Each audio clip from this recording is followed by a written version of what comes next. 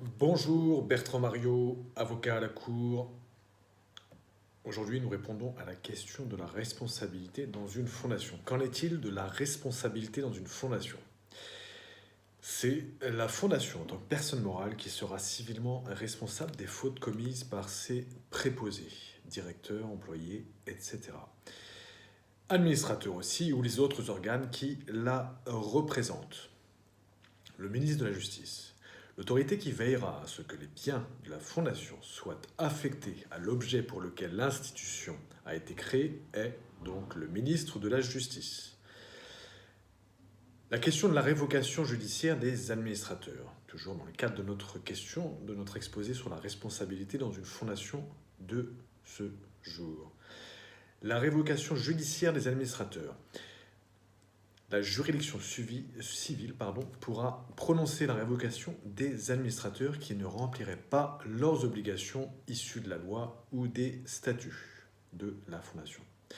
Les causes de révocation sont notamment la négligence, l'impéritie, manque d'aptitude, incompétence, etc., manquement aux obligations imposées par la loi ou les statuts de la Fondation, ou encore la disposition des biens de la Fondation à des fins contraires à leur destination ou à l'ordre public. Maintenant, toujours dans le cadre de cet exposé sur la responsabilité dans une fondation, les personnes pouvant enclencher l'action en révocation judiciaire des administrateurs.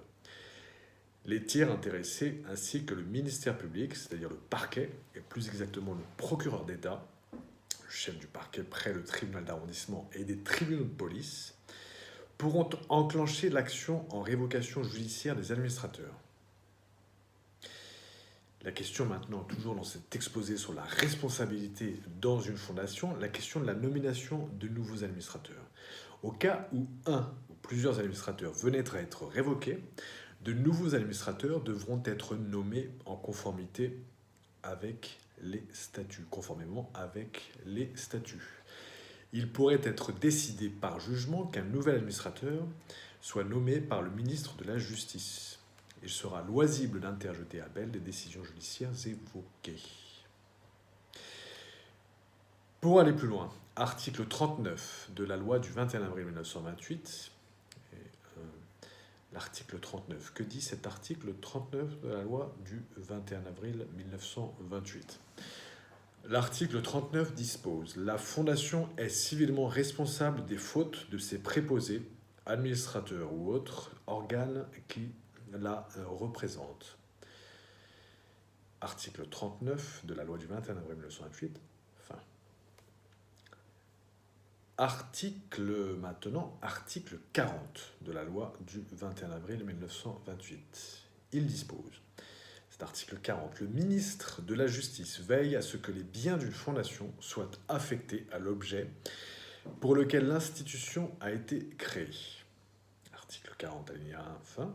Article 40, alinéa 2. Le tribunal civil du siège de la fondation peut, à la requête d'un tiers intéressé ou du ministère public, prononcer la révocation des administrateurs qui auront fait preuve de négligence ou d'impéritie, qui ne remplissent pas les obligations qui leur sont imposées par la loi ou par les statuts, ou qui disposent des biens de l'institution contrairement à leur destination ou pour des fins contraires à l'ordre public.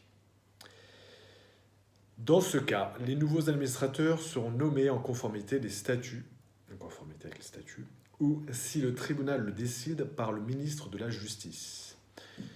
Il s'agissait donc là des alinéas 2 et 3 de l'article 40.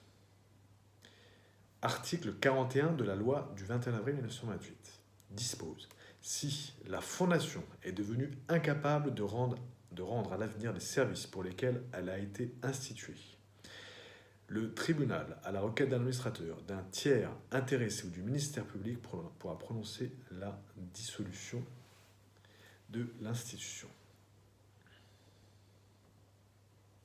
Oui, enfin là, ça excède un petit peu ce qu'on voulait dire, c'est pas grave. Voilà, donc là, on va s'arrêter là. C'est donc l'article 40 et l'article 40 fin, et on va quand même citer l'article 42 qui est intéressant pour l'espèce. Tout jugement prononcé par application des articles 40 et 41 seront susceptibles d'appel. Et donc aussi bien évidemment, pour tous les éléments que je viens de citer dans cet exposé consacré à la responsabilité dans une fondation. Et bien sûr, cela en respect du double degré de juridiction des décisions de justice. À très bientôt, Bertrand Mariot, avocat à la Cour.